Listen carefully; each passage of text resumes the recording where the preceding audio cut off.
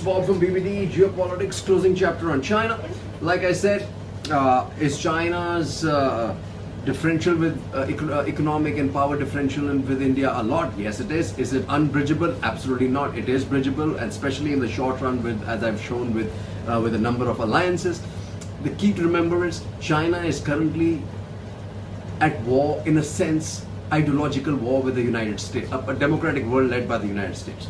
The power equation between the United States and China is kind of not as close as it's made out to be by the media, by the Chinese media, for actually nationalistic consumption.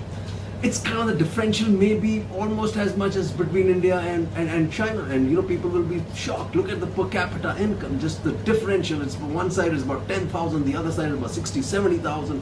Look at, and this is something you ought to read, right? It's something that Ruchir Sharma writes, for US, this is as good as it gets. This is, as a financial superpower, the US reached even greater heights. Its stocks market rose 250%, far outpacing all rivals over the course of the decade, and its share of global stock markets increased from 42% to 58%. The US dollar emerged more dominant than ever, helping the US extend its lead over other developed nations and China, right? By the late 2019, 75% of all overseas loans to individuals and corporations were denominated in dollars, up from 60% before the crisis of 2008. 6 of every 10 countries use the dollar as their anchor, the currency against which they measure and stabilize the value of their own currency. Near a record high, folks, and this is not China. China's efforts to challenge the dollar as the world's favorite reserve currency also failed utterly. Okay. Then what it says is, and Ruchir has always got his hand on the pulse, right? Finger on the pulse. Chinese rising share in the global economy has come largely at the expense of Europe and Japan. Decliners, still convinced that US will soon be overtaken by China, overlook the fact that China has huge debt problems too. Okay.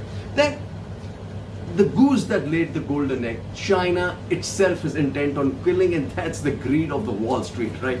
When it did this with Alibaba, then it did with Tencent. Now, after Didi, China launches probe into more US listed funds, right? We do have a problem, right? It says India's PAC challenge needs a political response. It's obviously, call it a PAC, a strategic spread of interlinked geographies comprising Pakistan, Afghanistan, China and Kashmir, with territorial disputes, political instability, religious radicalism, popular aspirations and great power dynamics as key issues. PAC is forcing a long game on India. Playing it well requires both resources as well as concerted political approach at the top level. The latter is key. How is New Delhi faring? This is written by Atul Mishra. He says, but the informed Indian citizen must wonder why it hasn't been coming. It's because this endorsement of a liberal democracy abroad with an unequivocal commitment to minority rights sits oddly with the project at home. We are talking about we should have come out more strongly in support of the Uyghurs, right? Isn't it more urgent given reports that India has begun engaging with the Taliban? New Delhi must also want to consider that its stated concern for the rights of South Asian minorities, a central tenet of liberalism, when contrasted with what is widely perceived to be a systemic marginalization of its own minority, erodes its standing. So basically, domestic politics is what's kind of bringing Jaishankar's efforts to reach those, achieve those global alliances. Bravery of soldiers has been rightly praised in addresses to citizens. Regime partisans speak of India having stared China down. All this against the backdrop of the fact that we don't even have a complete official account of what has transpired on the ground. On the China policy, the core problem remains unaddressed: the collapse of bilateral political understanding forged at the highest level in Ahmedabad, Wuhan and Mamallapuram. Instead, we have seen a tacit, tactical approach focused on the eastern Ladakh situation, articulated and or executed by the national security, military and diplomatic. That's really the problem, right? But here what we have: Xi Putin extend 20-year-old friendship treaty to firm up relations amid tensions with US, EU. And what do we have? Immediately right after that, we have Jaishankar heading towards where? Towards Russia. India to make Coven open source, says Prime Minister. And this is again an important part for India, because what happens is countries dependent on Chinese vaccines reporting surge in cases. Coven allows us soft power in Africa. Then what do you have? India, US to take part in air combat drills as ties deepen. UK offers officer joins Indian Navy key center for Indian Ocean region. So these are the moves that India is making, and this all with China in mind. This is the another one that India is making a move with, right? Has made. Modi, current challenges demand deeper India-Japan ties. India-Japan friendship more relevant for global stability in the era of COVID and China. That's important. China unit targets India telcos firms in cyber espionage. But what are we happening? We've done our bit. We said built for India phone set September 10 launch Mukesh at AGM. Then what does DPIIT does against any Chinese linked company in public projects? Then we have gone after the Chinese who are messing around with our financial sector. Chinese held for illegal entry ran 100-room Gurgaon hotel. Can you believe that? And this is a big one, I think. Right? Foxconn founder TSMC fixed BioNTech deal for Taiwan. Now here, guys, bridging the gap with Taiwan. Reach initial agreement to buy 10 million vax doses on behalf of government. Deal not yet final, say sources. But this, folks, is an important cog in India's defense against China. Welcome back. The other stuff that's making headlines, it says India behind China and Pakistan in nuclear warheads but not worried, confident of strategic deterrence capability. Here let me just point out the sheer number comparison with China makes no sense, because bulk of China's defense and missiles and warheads are basically meant for the United States. What it's got is enough for India, what India has got is enough for China and Pakistan, and that's what really makes a difference. Pakistan needs to counter a lot more because of India's geographical size, right? Okay, then what do we have? China to start first electric train in Tibet close to Arunachal. Should we be worried? Yes, but we got to keep, and the other thing that's happened, Eye on India, PLA's border commander becomes a general finally. Till last year they had a brigadier trying to deal with our generals, right?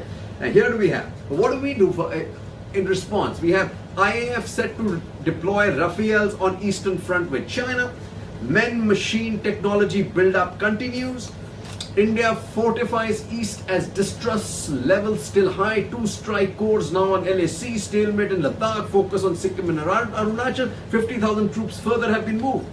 India ramping up infra on China border on war footing.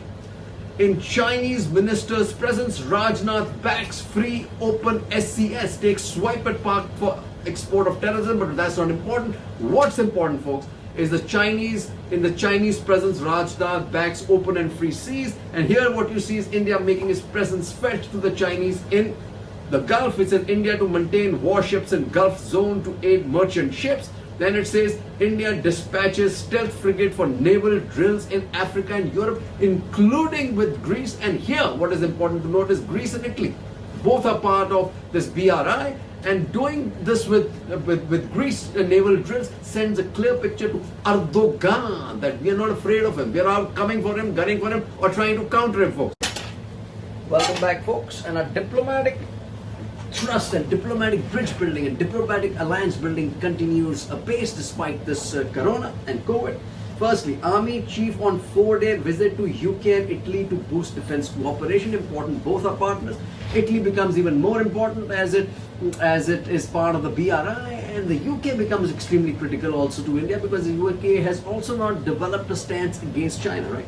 Jaishankar to travel to Russia this week for bilateral talks. While a lot has to do with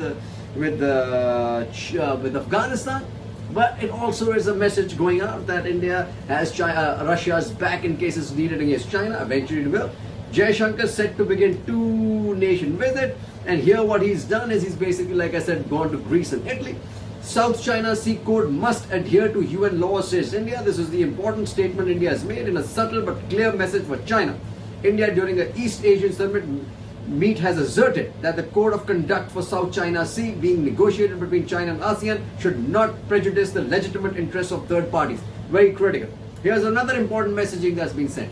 PM wishes Biden on 4th of July, sends China a silent message. Ignored CCP centenary a few days ago. And I'm glad, because CCP is not China. We are here talking about the Independence Day of the United States, not the creation of the Chinese Communist Party under Xi. Okay, that's a good message.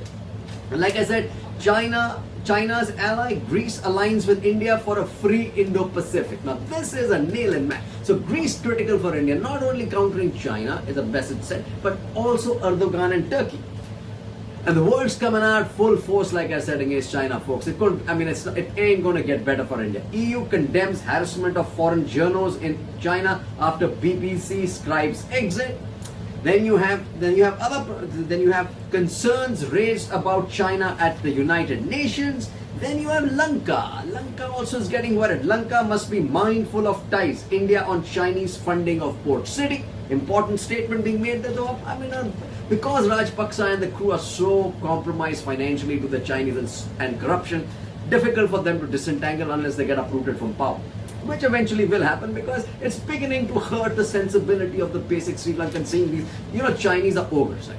Once they get a free play field, they're out there pretending the country is their own. And that's going to be the downfall in democracies like Sri Lanka and Nepal, folks, eventually. But they're having problem with the Iron Brothers too. Militants step up attacks against Pakistan, China interests amid Afghan chaos, says report. This is an important part. Many attacks are beginning to happen now against China and Chinese interests. Then, when the US takes action, it really hammers a lot of projects and prospects that are China aligned. US warning sinks Pacific undersea cable project. And when people say, what does the United States have in its hands that can counter China? This is what things like this is what happens, right? Then Blinken is stepping up the attack. Blinken presses China on COVID origins and rare call. And what else is coming out? First COVID-19 case may have emerged in China in October 2019, study suggests. China first case likely in October 2019. UK study suggests. Can't, but WHO has to play the field, right? Can't force China on origin affair. Well, you can't really, but they have to be brought to justice. China's scientists got early virus gene information removed from US database. This is interesting. But politics. India has to be careful about this. India, China, 50 others to float food security proposal at WTO. It's about time India stopped aligning with China for anything. This is a major foreign policy requirement, folks. Okay, folks, a quick conclusion on my China series with this readout of what Harsh Pant writes. He says, till a few months back, China's rise was taken as a given. It still is in many ways. China is a rising economic and political power, and it's pointless to talk about preventing that from happening. But now China rises can certainly be managed so that it causes less disruption in the global order. Why does he say that? This pushback has also emerged in this context of the BRI, the signature vanity project of Chinese President Xi Jinping. Last week saw the federal government of Australia using new powers to cancel 2 deals made between the state of Victoria and China related to the BRI. China was targeted in a different way when a bomb explosion at a luxury hotel in the Pakistan city of Quetta, the capital of Balochistan province, ended up killing 5 people and wounding several others. China's ambassador who was visiting the region was ostensibly the target of this attack by the Pakistan Taliban, who claimed responsibility. Tensions have been rising in Balochistan, where China and Pakistan government are viewed as culprits for exploiting one of the country's poorest regions for its natural resources. The BRI is facing challenges at a time when the Indo-Pacific narrative is getting well established across the world. The EU released its Indo-Pacific strategy, which aims for regional stability, security, prosperity, and sustainable development at a time of great regional flux and turmoil, right? Then he says, power is as much about a nation's innate capabilities as it is about its ability to make others accept its leadership. China has certainly risen in this last decade, but it has not succeeded in making others accept its claim for even regional, forget global regional leadership, not even regional, folks, because India has got the finger in. And India's ability to stand steadfast vis-a-vis China across multiple fronts has given other nations greater confidence in their ability to shape Chinese behavior. It may or may not work in the end in rationalizing China's role, but it will certainly force the Chinese Communist Party to rethink some of the assumptions underlying their policy preferences. Concluding, today China is left with only Russian support on this issue, while much of the rest of the world has moved on. And India's role has been central in making the idea of Indo-Pacific a reality, folks. Wind behind my sails, folks. Jai Hind.